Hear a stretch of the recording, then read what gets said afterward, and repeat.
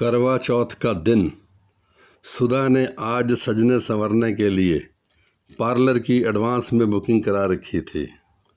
वहां पहुंचकर वह मेकअप मैन से बोली, भैया आज कुछ ऐसा मेकअप करना कि देखने वाले देखते ही रह जाएं।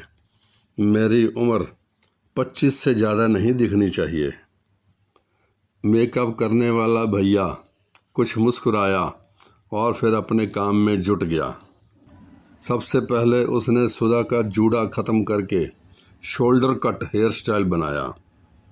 उसकी आँखों पर एक चमक दमक वाला मस्कारा, उसके होंठों पर जामुनी रंग की लिपस्टिक और उसके गेहुए रंग को मेम जैसा गोरा दिखाने के लिए उसके चेहरे पर मेकअप की एक मोटी परत चढ़ा दी। सुधा के माथे के बीचों बीच एक बड़ी सी बिंदी लगा दी और उस बिंदी के दोनों तरफ 3 छोटी छोटी बिंदियां भी चिपका दी।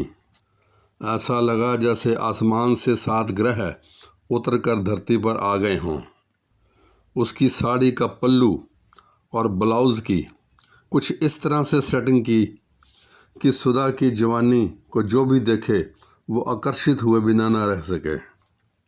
मेकअप करवाने के बाद सुधा ने जब आईना देखा तो वह खुद को भी ना पहचान सकी। तब उसने खुश होकर 100 रुपये का एक नोट निकाला और मेकअप वाले भैया को बतौर इनाम थमा दिया। ये कैसा कुदरत का कमाल है। बच्चे बड़ा होना चाहते हैं। आदमी हर काम को अपनी पहचान बढ़ाने के लिए करते हैं और महिलाएं 20-22 की उम्र को पार ही नहीं करना चाहती। खैर, घर में उसके पति श्री परेशान हो रहे थे कि 3 घंटे हो गए, सुधा अभी तक ब्यूटी पार्लर से लौटकर नहीं आई। करवा चौथ की पूजा के लिए सुधा की सहेलियों का घर में आना शुरू हो चुका था। सुधा ने पहुंचकर घर की डोरबेल बजाई। दरवाज़ा उसके पति श्री ने ही खोला, मगर उन्होंने सुधा को पहचाना नहीं। वे समझे कि वे भी सुधा की कोई सहेली ही होगी और बोले, आइए आइए, सुधा भी बस पार्लर से आने ही वाली है। आप इधर ड्राइंग रूम में सोफे पर बैठ जाइए। कि सुधा के पति ही उसे पहचान नहीं पाए, ये उसके लिए एक बहुत बड़ा कम्प्लीमेंट था।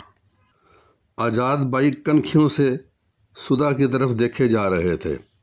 फिर बात को आगे बढ़ाने के लिए वे सुधा के सामने आकर बैठ गए और कहने लगे, आप कहाँ पर रहती हैं?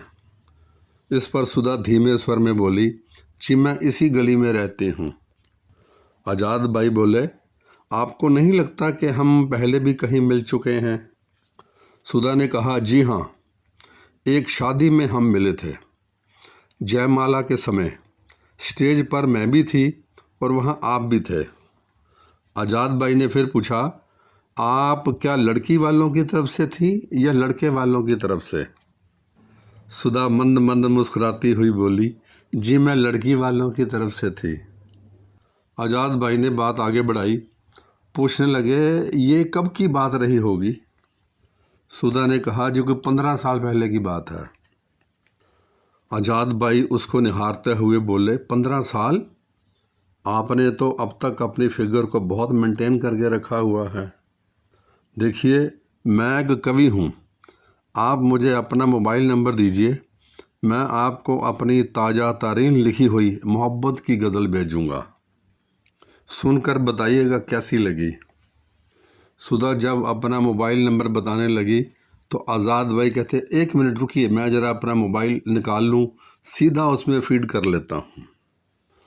आज़ाद बाई ने जैसे ही वो नंबर अपने मोबाइल में फीड किया तो मोबाइल की स्क्रीन पर एक नाम फ्लैश हुआ जिस पर लिखा था, श्रीमती जी।